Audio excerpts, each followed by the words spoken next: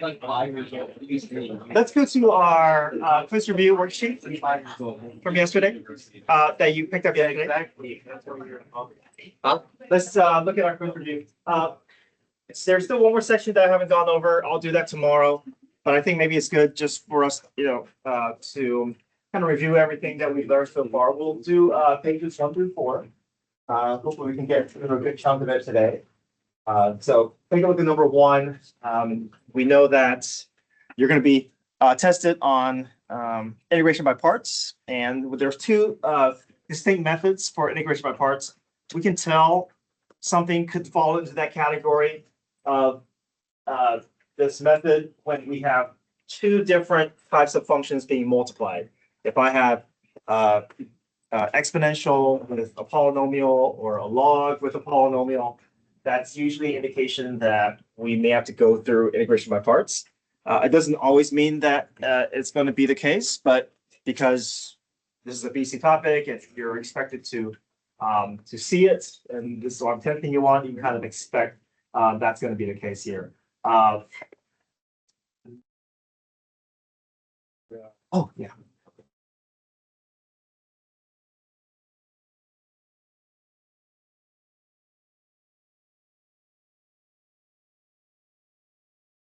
Now, I know that we prefer to go through tab method, but remember, tab method cannot work easily with there's logs involved. So we had kind of to go through this method here.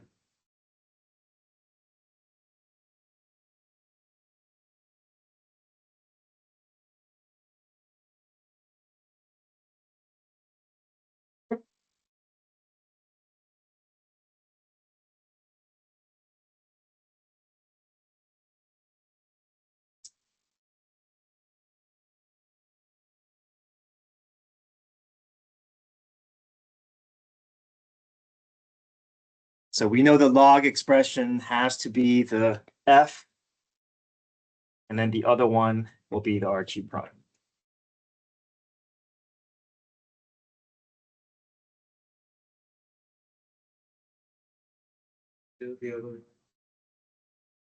We're going to get stuck because if we let f prime equal to natural log of 4x, we're not going to have an easy time finding the antiderivative of natural log of 4x, unless we go through another integration by parts for that, and that's just adding another layer of complexity. So yeah, They're going to be inverse trig on the test. no, I know. Yeah, so I know that I represents inverse trig, but really for us and also for we don't see that on the AP exam. So just worry about logs, algebraic, trig, and exponential.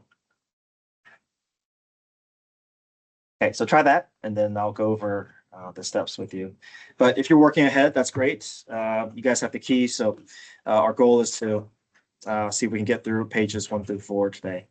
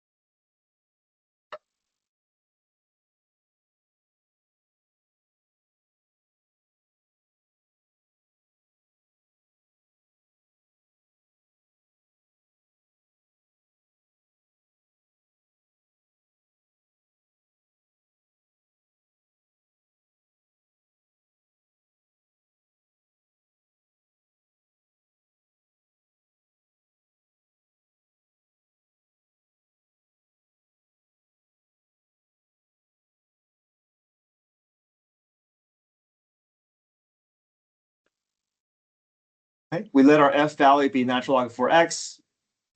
We let our g prime be 2/3 x. On the f side, we have to find f prime. On the g prime side, we'll take the antiderivative. And then we're just trying to fill out the right side of our integration by parts. So we need f times g. So f times g, that's the first portion, minus the integral of f prime g, minus the integral of f prime g. Now, when you set up the right side of your antiderivative, there's the first part will be complete. The second part will be still needs some attention. We have to still resolve this problem here. A lot of times it's just relying on an easier rule, either use substitution or power rule to get to your answer. In this case, it's just power rule to resolve that second portion, and don't forget plus c.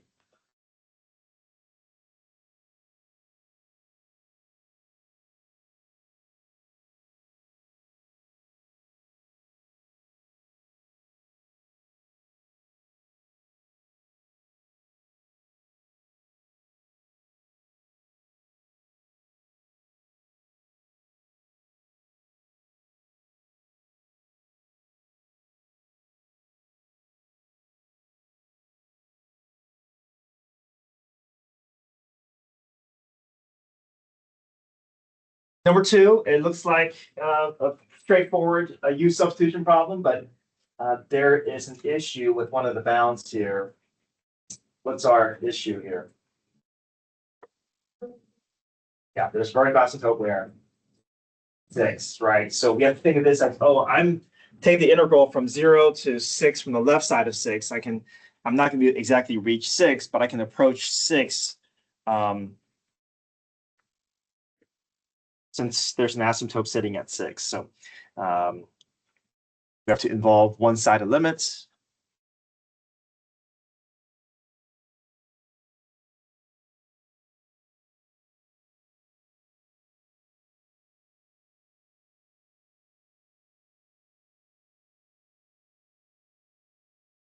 So the way I want to see it set up is limit as b approaches 6 from the left side of 6.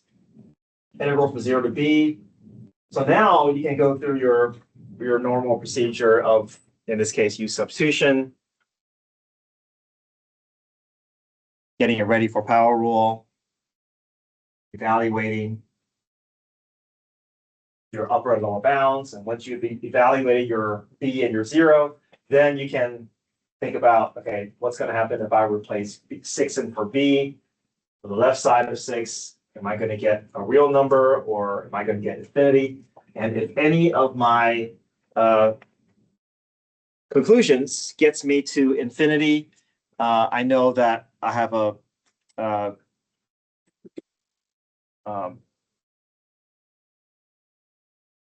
have an answer that's going to be inconclusive, or it's going to diverge, right? Our solution diverges. But if we can confirm that, oh, this is going to end up giving me a real number, then I can converge and I can produce an area for my region, even though there's an asymptote sitting at one of the bounds.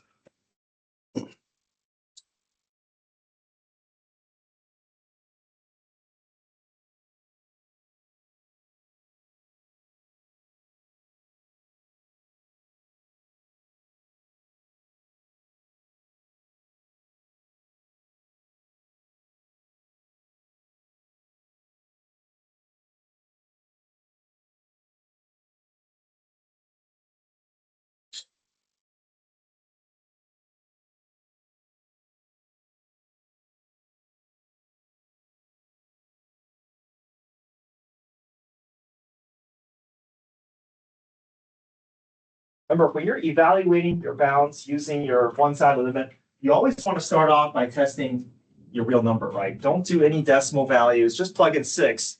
If you plug in 6 and if you get a real number, then that's great. You don't have to do anything more. Only if you get something like 10/0, then you can start playing with decimals to see, okay, maybe decimals can help me get further resolution. But we always want to test things out to see if the 6 even give me a real number. If 6 works, then there's nothing that I don't need to do anything more with that one-sided limit.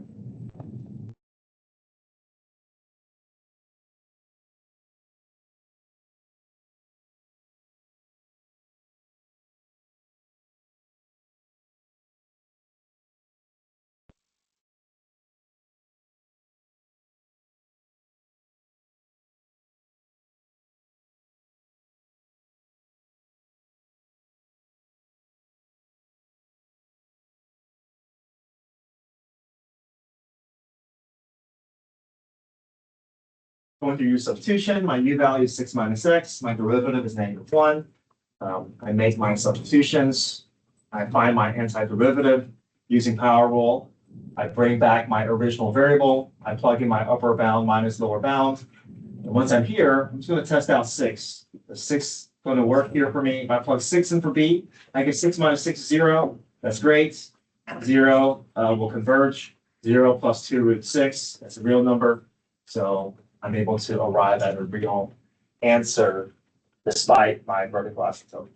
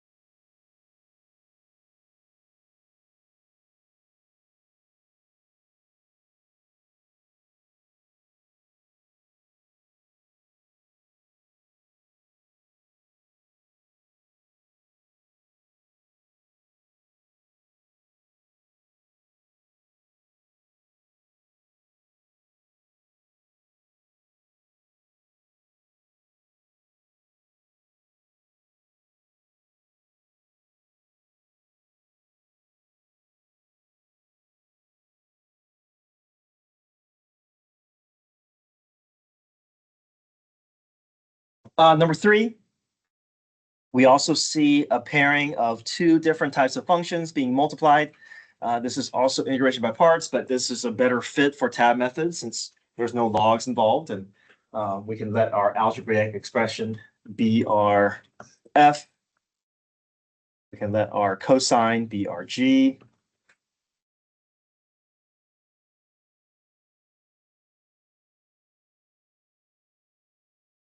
Do be careful though on that right side. If you take the integral of cosine, cosine becomes sine, but there's a little bit of u substitution, right? That u substitution is going to cause that 5x to produce a 1/5. So just be aware of u substitution that can influence your antiderivative a bit.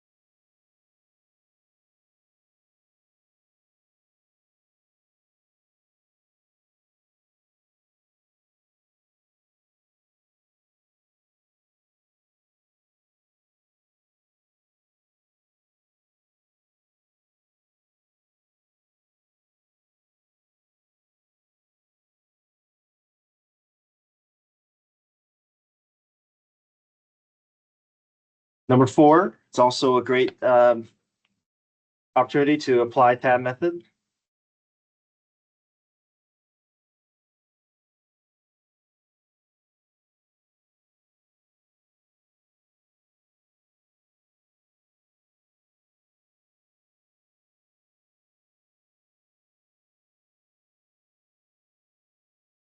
careful on that right side. A little bit of use substitution. It's going to cause a 1/2 to show up each time you find the antiderivative.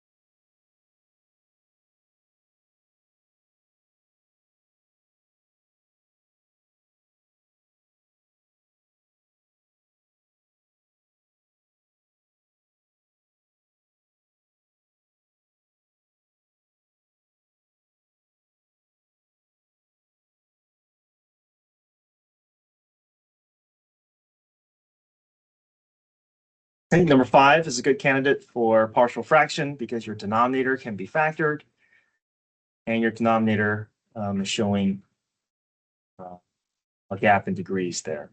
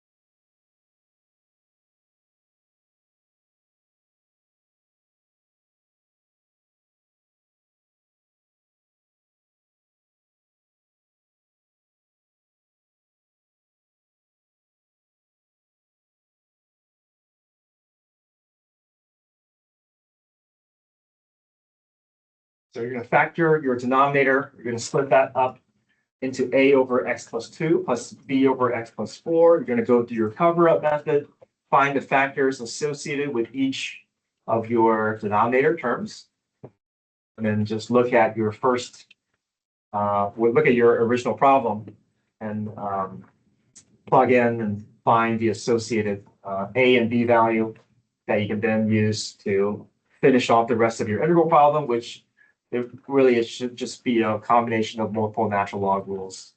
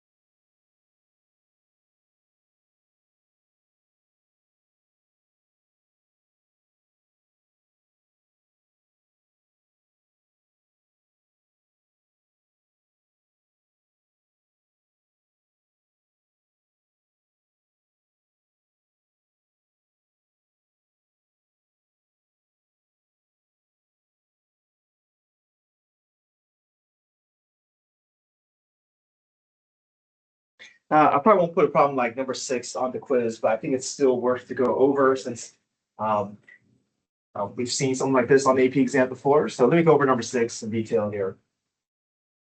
Uh, Number 6, we see infinity involved, so we know we got to go through uh, set up our improper integrals with our either variable b or variable a with the limit in front as b approaches infinity. Now, this 1 over 9 plus x squared, that denominator doesn't factor, but it does fit nicely into arc trig.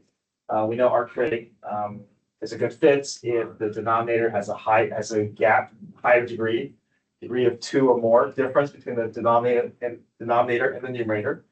So we split that up, a squared plus b squared, sorry, a squared plus u squared, kind of fits into that arctangent form. And 1 over du over a squared plus u squared, the rule for arctangent is 1 over a, arctangent of u over a plus c. My a value is 3, my u value is x. So I set up my antiderivative, plug in my upper and lower bound, and then I evaluate arctangent of infinity over 3, or arctangent of b over 3 as b approaches infinity. So this is what arctangent graph looks like.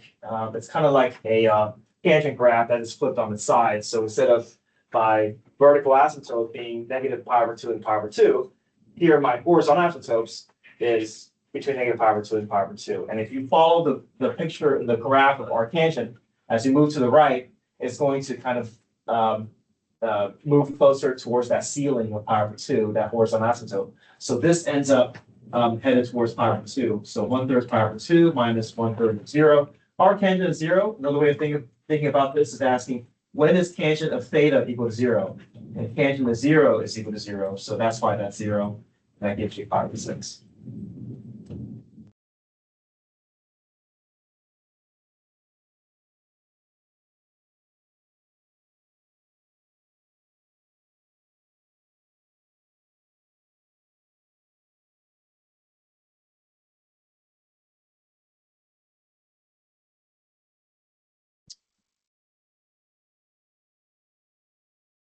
Okay, number 7, you should be able to recognize that as logistic models. Identify one of those forms and see if you can get that factor to pull out so you can make it identify that L that you're looking for your carrying capacity. There's no arc on the UPs and There's no arc. in this type of problem. There's no, yeah, I won't put arc trig on the quiz, but it is valid on the AP exam. Oh, okay. Yeah. But it is also less common as well. Okay, fine. So and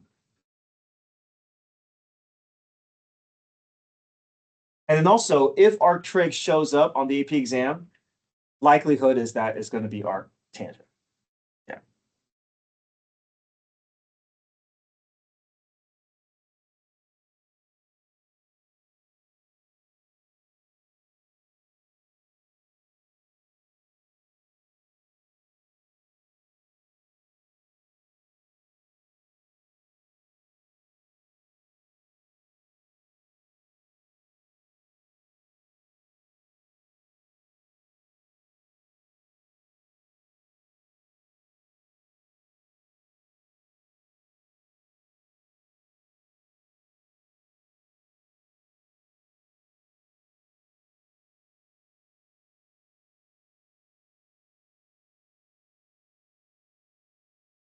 If we can get number 7 to match our logistic model differential equation that we've been working on, then if I get to that ky times 1 minus y over L and get that 300 to show up as my L value, my limiting value, or my carrying capacity.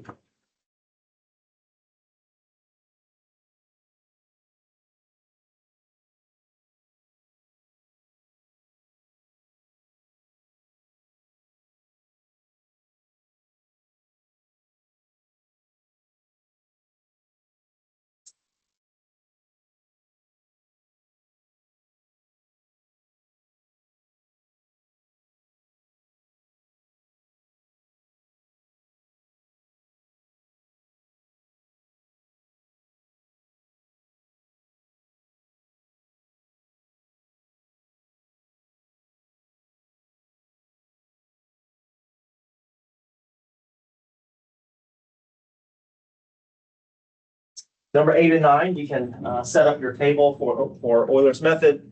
Start off by building your delta x. That's going to be your step size. And you're creating 4 columns, right? You got your x, you got your y sub 0, you have your y prime or your dy dx or your slope. And then you have basically your tangent equation.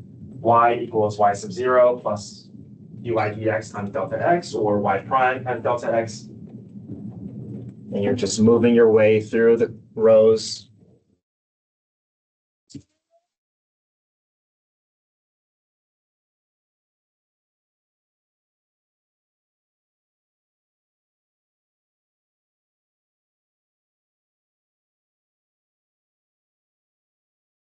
I didn't know. Oh.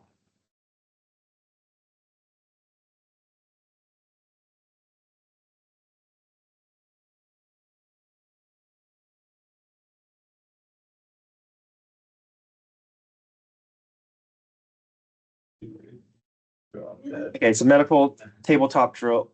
There's no, yeah, so we're not having a drill, it's just for. Okay, we're okay.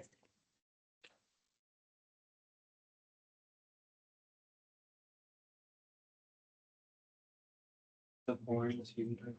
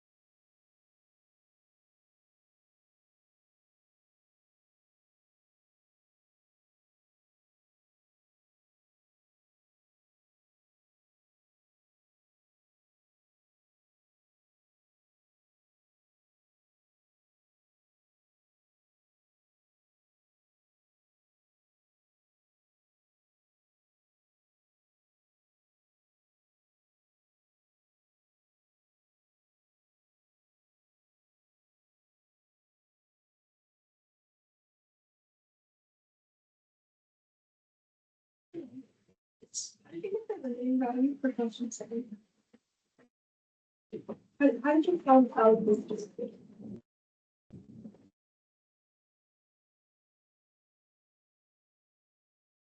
I factored out, let me.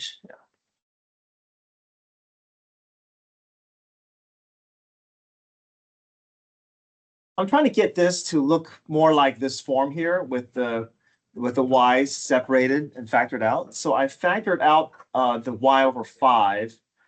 And when that factors out, I'm left with 300, right? If I distribute this through, I get y over 5 minus y squared over 1500. And then once I can get into this form, then this looks more like my logistic differential equation. And then my L is going to be 300. Right. So whenever you see this notation, limit as t approaches infinity, that's basically another way of asking for your carrying capacity or your limiting value.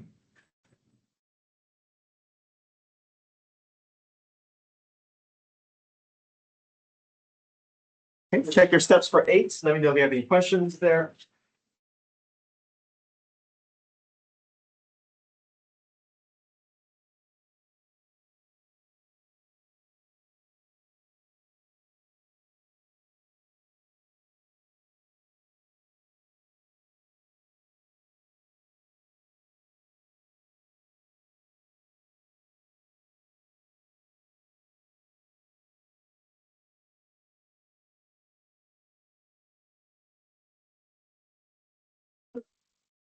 Check 8 and 9. 8 and 9 are very similar procedure.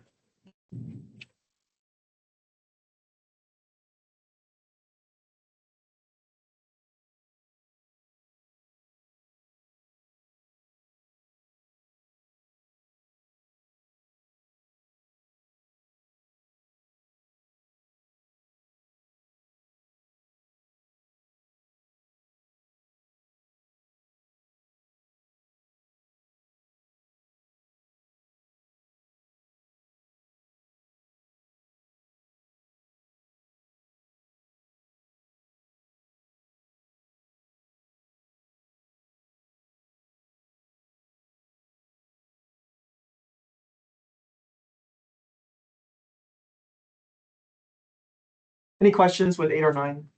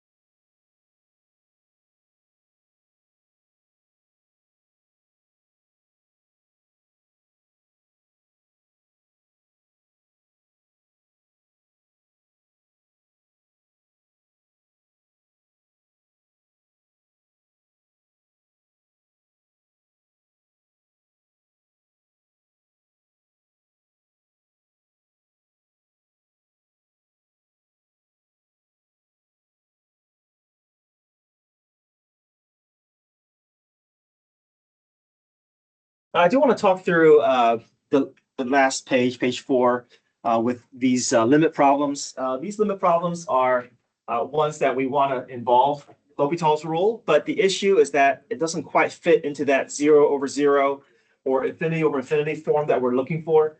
And the way around it is we want to basically apply log differentiation. What log differentiation allows us to do, it allows that exponent to come down and allows us to kind of manipulate it in a way where we can get that numerator and denominator to show us either 0 over 0 or infinity over infinity. And then that gives us the green light to do L'Hopital's rule. And once we do L'Hopital's rule, we can undo that process and find our y value, or in this case, our limits. So anytime you see like if you look at 10, 11, 12, they all have a limit with a variable raised to a variable. And those are indications that, okay, it doesn't quite fit into that form that we're looking for, but it is still indeterminate form. We just have to get it into the indeterminate form that is useful for our process. So we start off just thinking about what that function is looking like. Is if we treat that function as y equals x to the x squared, I can get that x squared to be in a different location if I take the natural log of both sides. So take the natural log of both sides, bring that x squared down, because now that we're inside a log property, that x squared is now free to move. And then we're trying to get that x squared natural log of x to show us a numerator and denominator. So so it's going to be a little bit strange having to put that x squared in the denominator as 1 over x squared. But that's what we want in order to get that numerator and denominator to show up. And here, if I were to plug in, let's say 0.1, 0.01, 0.001, this will go to negative infinity. And if I decrease the number in my denominator, it's going to increase my overall value. So my numerator is negative infinity, my denominator is positive infinity.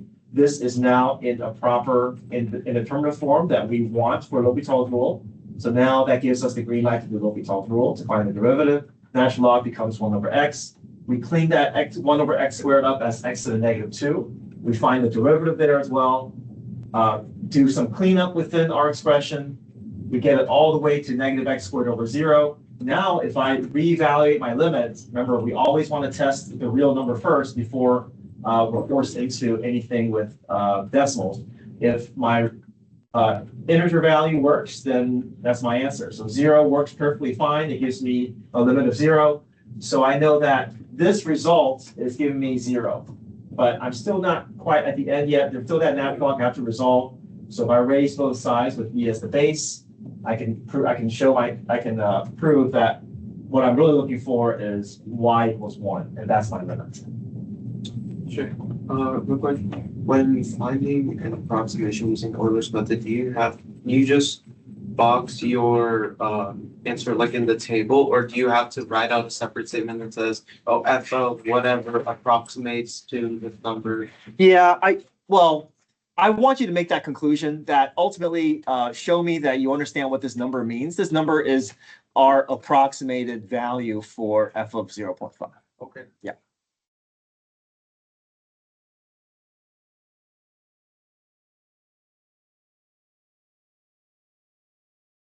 11 and 12 is the same process. Take the natural log on both sides.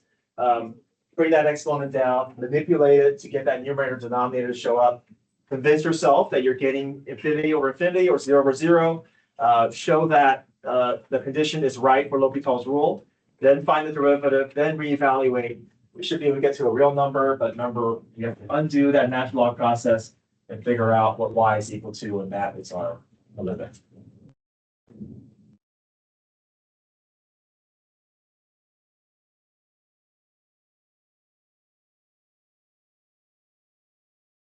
Okay, we can finish working on this tomorrow, but your homework is to do the logistic models assignments from the previous day. So this is, we did most of page 23 through 25. I think just a few problems on page 25 you have to maybe do, and then your AP practice 53 to 56. Okay, I'll send out a reminder this afternoon.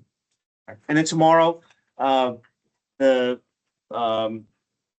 to do arc length. That shouldn't take very long, and then we can continue doing quiz review the rest of the week. And your quiz will be next Wednesday. All right, come get your phones.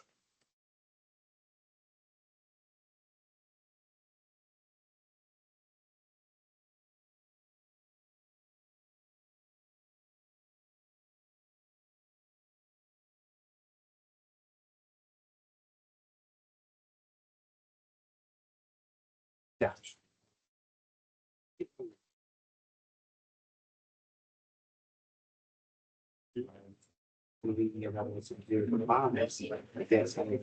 I'm assuming that's what you're.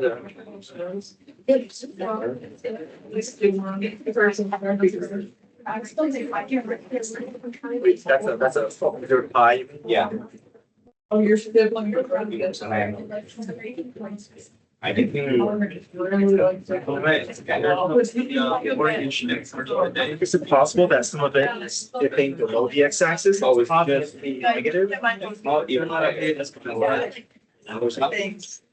That was the school day that just ended.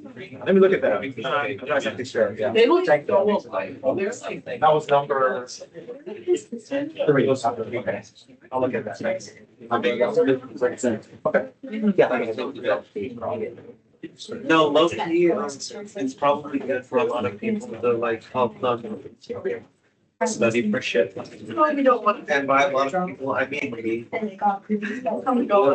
I've got physics. Wow, and that's, nice. Same class. Yeah. All of the things, I hope that I'll pick less by moments.